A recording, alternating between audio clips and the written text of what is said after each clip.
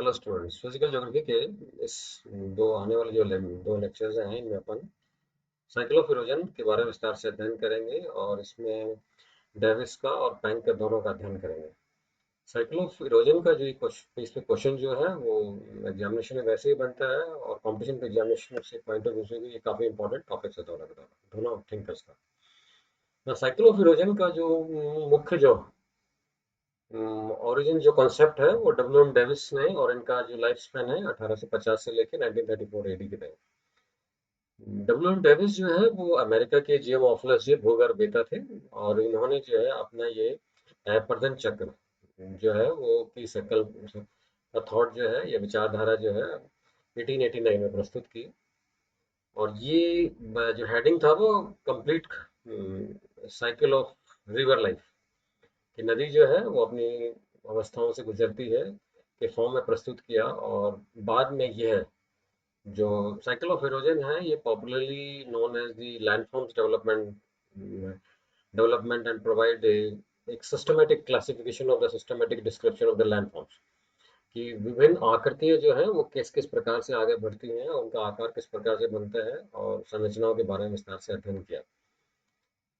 और जो डेविस का जो कॉन्सेप्ट है उन्होंने माना कि जो भी लैंडस्केप है, भू आकृति है, उसकी एक निश्चित जो है ऐतिहासिक पृष्ठभूमि होगी, और समय के अंदर जो है उससे उसमें परिवर्तन देखने को मिलते हैं।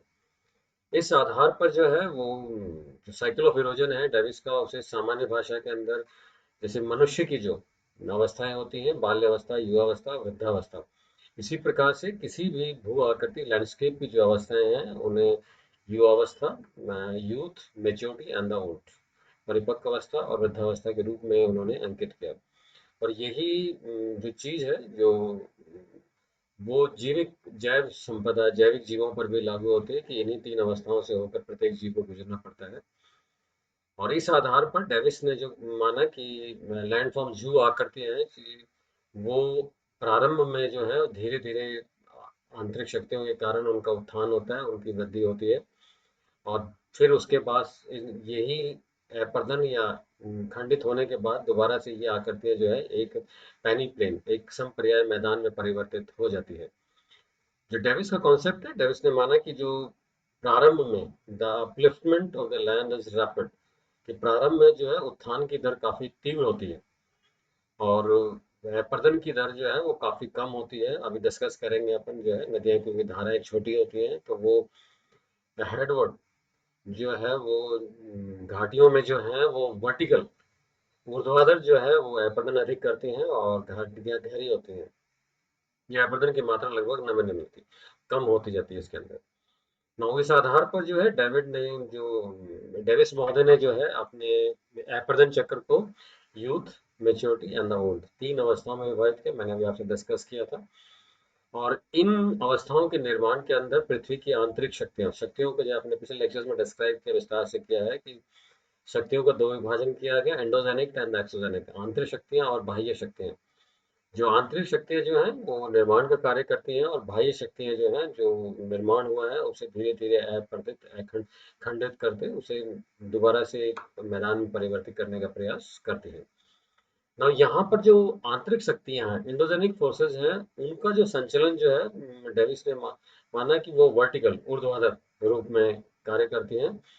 और एक्सोजेनेटिक जो बाह्य शक्तियां हैं उनका जो मूवमेंट है, उनकी गति है, उनका अपरदन की मात्रा है, वो हॉरिजेंटल ऊर्ध्वाधर गति से वो कार्य करती हैं, और उस आधार पर वे उसे खंडित करती हैं। तो जैसे अभी डिस्कस किया था कि Davis as regarded as the father of geomorphology, भू आकृतिक विज्ञान के इन्हें पितामह के तौर पे माना जाता है। और इनका जो मुख्य उद्देश्य था डेविस का, वो विभिन्न जो आकृतियां हैं, भूखंड हैं, उनका एक व्यवस्थित तरीके से, एक सिस्टमेटिकल वे में उनका विस्तार से वर्णन करना था। और इसी वर्णन करने के लिए जो है ना, और इन्होंने अपना, क्योंकि जो आकृति होगी उसकी एक निश्चित इतिहास होगा, डेफिनेटली इस लाइफ हिस्ट्री होगी, क्योंकि उसमें उसका उत्थान हुआ होगा, फिर वो खंडित हुई होगी, तो एक टाइम ड्यूरेशन, एक इतिहास मिलेगा। और इतिहास के अलावा कुछ प्रक्रियाएं होंगी, प्रक्रियाओं के अलावा कुछ स्ट्रक्चर होंगे, संरचनाएं होंगी जिनसे होकर वो भू आकृति गुजरती है। और ये सभी चीजें जो हैं वो समय के अंदर घटित होती हैं। जो thus the evolution of the landscape passes through a cycle and the cycle follows it बिल्कुल डेफिनेट, बिल्कुल एक निश्चित जो है सीक्वेंस ऑफ डेवलपमेंट देखने को मिलती है जो डेविस ने मानी। जो सक्सेसिव जो स्टेजेस हैं development sequence can be divided into, मैंने डिस्कस किया था कि डेविस ने जो अवस्थाओं को, जो विकास की जो अवस्थाएं हैं उनको यूथ, मैच्योरिटी और ओल्ड में विभाजित किया है। और in order to understand the evolution of the particular landscape it is extremely important to know the stages of development. जो विकास की अवस्थाएं उनके बारे में ध्यान रखना बहुत आवश्यक है। डेविस का जो कॉन्सेप्ट, जो मुख्य जो विचारधारा का एक कॉन्सेप्ट ये भी आता है कि landscape is a function of, जो भू आकृति हैं उनका जो निर्माण होता है वो संरचना, स्ट्रक्चर, प्रक्रियाएं, प्रोसेस और समय। इसे डेविस ने जो है आता है क्वेश्चन, ये कहते हैं ट्राया ऑफ डेविस। ये तीनों चीजें, structure, process and the time, ये तीनों जो फैक्टर्स हैं they are triad of Davis कहलाते हैं। Now what do you mean by structure? संरचना से आप क्या समझते हैं? हम देखते हैं संरचना से जो चट्टानों की संरचना, टाइप्स ऑफ रॉक्स के पास अपन ने पहले पढ़ लिया है, चट्टानों की संरचना, आग्नेय और साधिकाएं पे चट्टानी विस्तार से अध्ययन किया है। फिर अपन ने मोड़ों के बाद फोल्डिंग्स एंड फॉल्टिंग भ्रंश के बारे में विस्तार से अध्ययन किया है। तो चट्टानें, सभी चट्टानें एक प्रकार की नहीं होती। चट्टानें जो है वो उनकी संरचना अलग अलग होती है और कुछ मुलायम होती है, कुछ कठोर होती है। समय का दूसरा जो कॉन्सेप्ट है, समय जो है वो किसी भी घटना को घटित होने के लिए एक समय अवधि की आवश्यकता हमेशा होती है।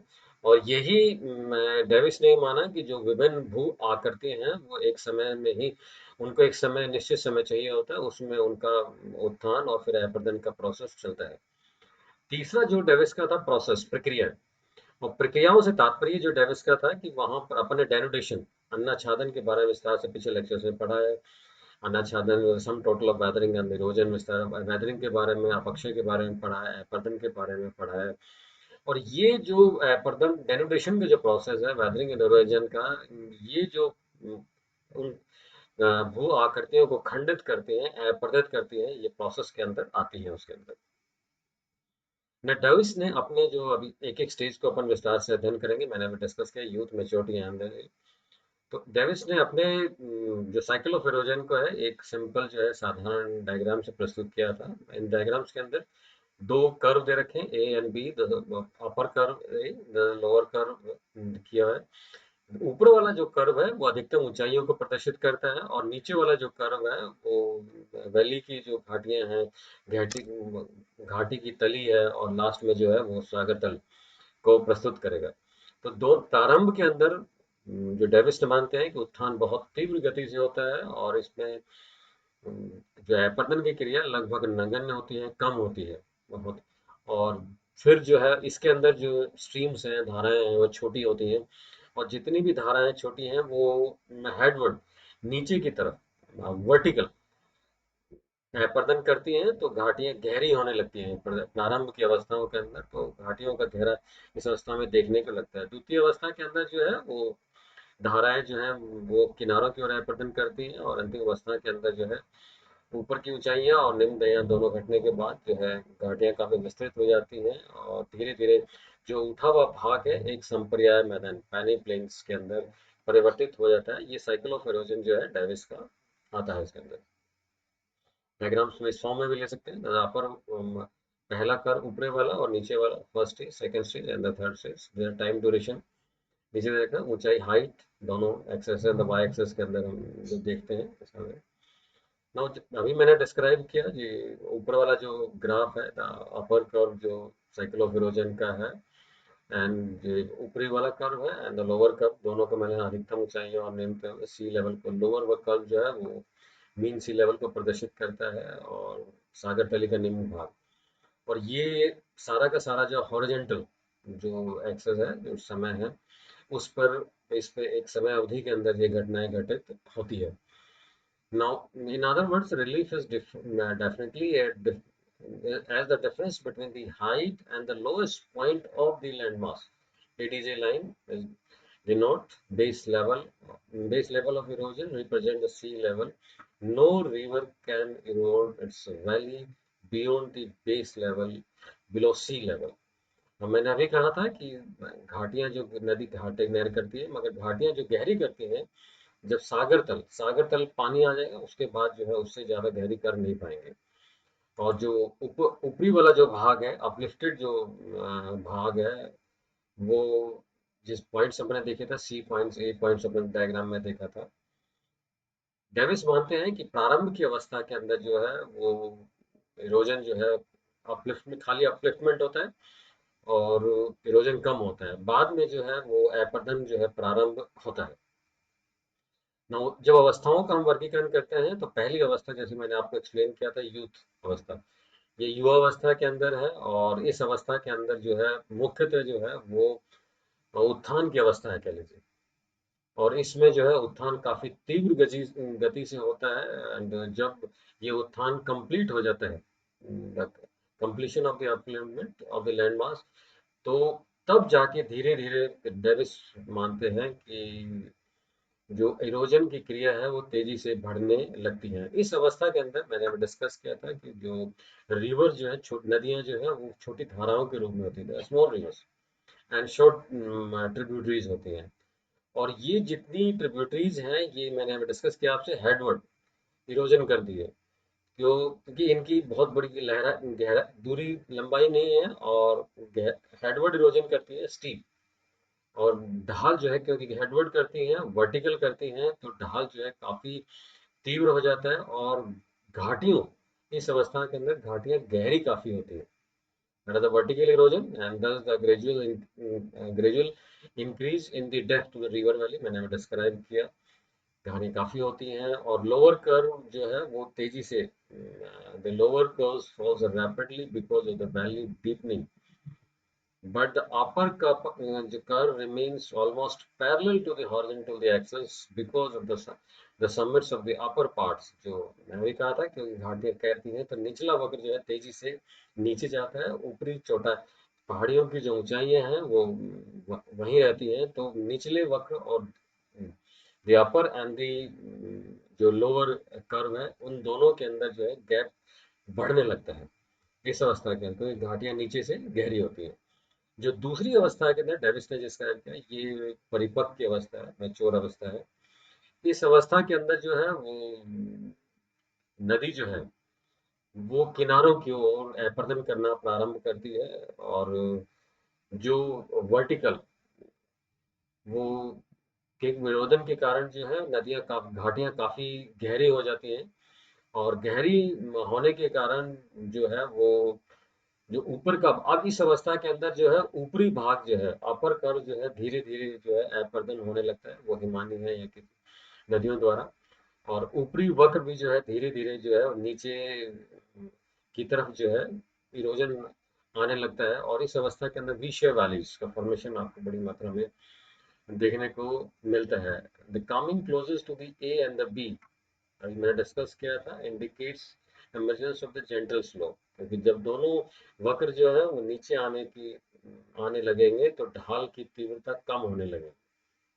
और जब ढाल की तीव्रता कम हो गई तो धाराएं जो बह रही हैं वो उनकी भी गति में कमी होगी। तो गहराई का नदी जो है गहराई कम करने लगेगी। इन प्लेस ऑफ किनारों की ओर जो है वो अपरदन की मात्रा धीरे धीरे बढ़ने लगेगी और घाटियां जो है वो चौड़ाई में लगेगी।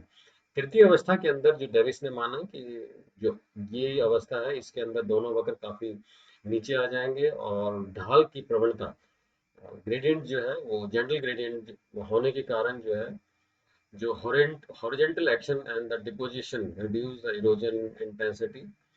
और इस अवस्था के अंदर जो है वो ऊंचाइयां लगभग समाप्त हो जाएंगी और घाटियां जो हैं वो अपनी गहराइयां लेने लगती हैं। Thus, the upper curves falls more rapidly, meaning thereby there is a rapid rate of decrease in absolute height। जो कुल ऊंचाइयां हैं उनमें तेजी से कमी आने लगती है। और relative or the available relief also decrease sharply because of the active plateau किनारों की erosion के कारण मैंने कहा था। नाउ इस अवस्था के अंदर अपने पहली अवस्था से और यूथ और ओल्ड एज के अंदर है कि फर्स्ट यूथ अवस्था के अंदर मैंने कहा था वर्टिकल इरोजन, ऊर्ध्वाधर जो है वो प्रदन की मात्रा अधिक होती है, परंतु इस अवस्था के अंदर वर्टिकल इरोजन इज खत्म हो जाता है, नो वर्टिकल इरोजन।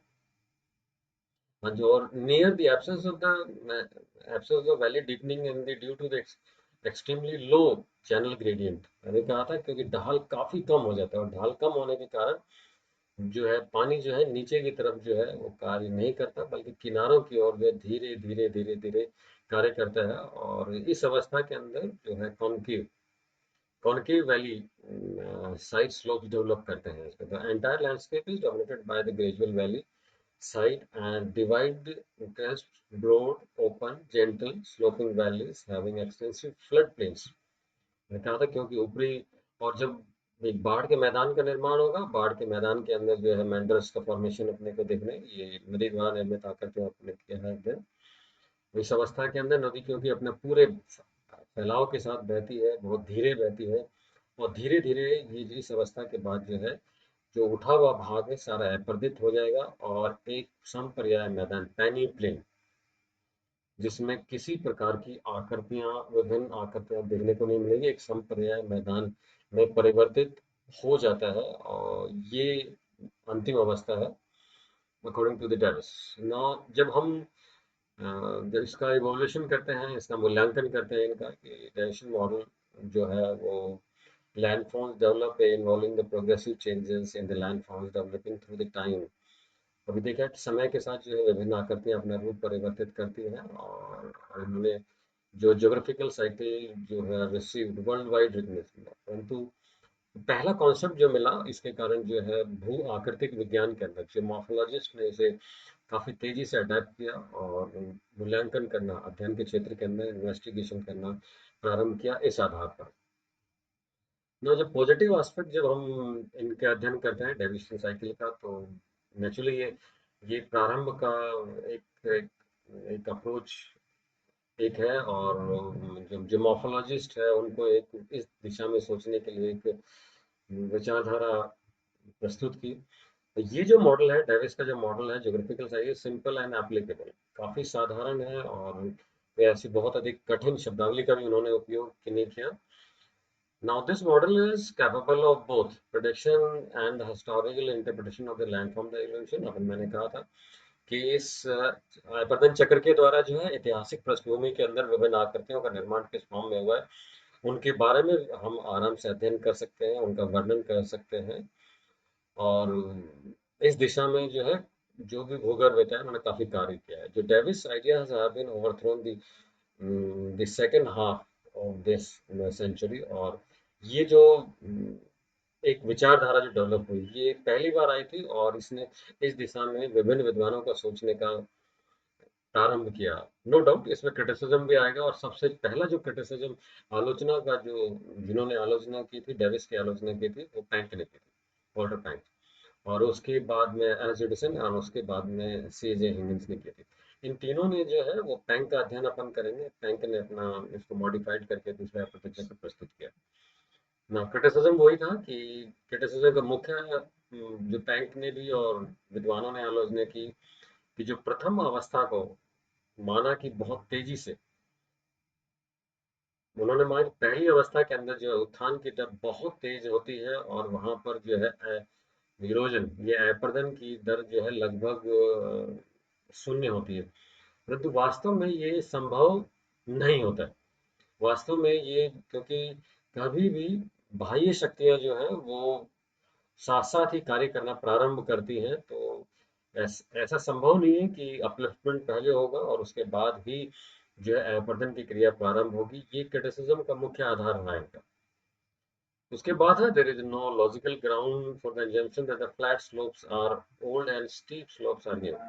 ये भी एक आधार क्या है कि उन्होंने माना था कि जो अगर ढाल जो है बिल्कुल समतल है, आप वो पुराने होंगे, और अगर ढाल तीव्र है तो वो यंग होगा। ये कोई उसमें अजम्पशन, अवधारणा को भी उन्होंने खंडित किया। इसके अलावा विभिन्न विद्वानों ने माना कि जो अपरदन चक्र को जो नियंत्रित करते हैं काफी सारे फैक्टर्स होते हैं, उनके बारे में इनके सिद्धांत के अंदर कहीं पर डिस्क्रिप्शन नहीं लिखता। Other variables controlling the slopes are the nature of the soil, मृदा का आकार कैसा है, सॉइल मटेरियल कैसा है, बेडरॉक्स है, क्लाइमेटिक है कंडीशन है, वेजिटेशंस हैं। ये वो फैक्टर्स हैं जिन्होंने अपने सिद्धांत के अंदर जो है डेविस ने नहीं इंक्लूड किया और आलोचना का बिंदु बनता है, क्योंकि ये सभी वो फैक्टर्स हैं जो कि धरातल के अपरदन और अपक्षय की क्रियाओं को भी प्रत्यक्ष से प्रभावित करते हैं। जो डेविशन मॉडल जो है के अंदर एक दूसरा क्रिटिसिज्म आता है कि ये जो टाइम ड्यूरेशन है, लॉन्ग पीरियड टाइम ड्यूरेशन के बारे में भी क्रिटिसिज्म आता है कि इन्होंने जो अवधि बताई वो बहुत लंबी, और ऐसा नहीं हो सकता कि इस लंबी अवधि के अंदर कोई भी विवर्तन की घटना घटित नहीं हो। और कोई ना कोई विकृति घटना इतने लंबे समय के अंदर, और उदाहरण प्लेट टेक्टोनिक से मिलता है कि प्लेटें जो है हमेशा गतिशील रहती हैं, तो प्लेट टेक्टोनिक एक्टिविटी भी इनके साथ साथ घटित होती रहती है। तो लंबी अवधि के अंदर जो है खाली केवल उत्थान है और किसी तरीके की भूगर्भिक घटना नहीं हो रही, ये संभव नहीं होता है, और आलोचना का ये बिंदु होता है। अंत में है कि that is too much of the generalisation of the deviation cycle presents, ये बहुत साधारण है, सिंपल है, और inadequate framework for land form and interpretation. जो मानते हैं विद्वान, जो विभिन्न प्रकार की भू आकृति हैं उनके बारे में संपूर्ण उनका मूल्यांकन, उनका व्याख्या करने के लिए ये जो है रिपोर्ट जो है इसमें काफी सारी कमी है। नाउ समरी में जब लेते हैं अपन, जो अपन अभी तक किया था, deviation concept is approach from the view point of the geomorphologist, कि ये भू आकृति जो वैज्ञानिक है उनकी दृष्टि से ही बनाया हुआ है। और primary goal of the geomorphic studies was the effective description of the earth and its surface features। जो परिभाषा के जो उन्होंने दिया था कि landscape is the function of the structure process and the stages, upliftment slopes before the start erosion, ये उनके कॉन्सेप्ट में आता है। Erosion and upliftment do not occur side by side, ये अपन ने कहा था। इन्होंने माना कि अपर्दन और अपक्षय, अपर्दन की क्रिया और उत्थान की क्रिया साथ साथ नहीं चलती है। फिर इन्होंने माना कि time of the upliftment is very short, जो उत्थान की दर है वो बहुत तेज होती है और छोटी अवधि होती है, और छोटी अवधि के अंदर उत्थान, वो पहाड़ियां जो हैं या पर्वत श्रृंखलाएं अपनी ऊंचाइयां ग्रहण करने लगती हैं। इसके अलावा जो है cycle begins and ends in three stages, उनके बारे में बताया, यूथ, मेच्योर एंड ओल्ड, इनके थ्योरी हमें देखने को मिलता है। The erosion doesn't occur in the first stage, Davis ने माना कि प्रथम अवस्था के अंदर जो है वो अपरदन वो लगभग शून्य होता है, जो होता है वो छोटी धाराएं जो है वो हेडवर्ड इरोजन करती है, बहुत बड़ा, ताकि घाटियां खाली गहरी होती है। Slope do not occupy important place in the landforms evolution, ये एक क्रिटिसिज्म का बिंदु बुलाता है कि ढाल की मात्रा जो है विभिन्न आकृतियों के निर्माण के अंदर कोई महत्व नहीं रखती, मगर वास्तव में रखती है। और लास्ट लास्ट में लिखा है कि cycle ends with the peneplain, इनमें सिद्धांत में कहा कि ये जो चक्र है लास्ट में, अंत में जाकर जो है वो एक संपर्याय मैदान में परिवर्तित हो जाता है, सारी भू आकृतियां समाप्त हो जाती हैं इसके अंदर। Thank you.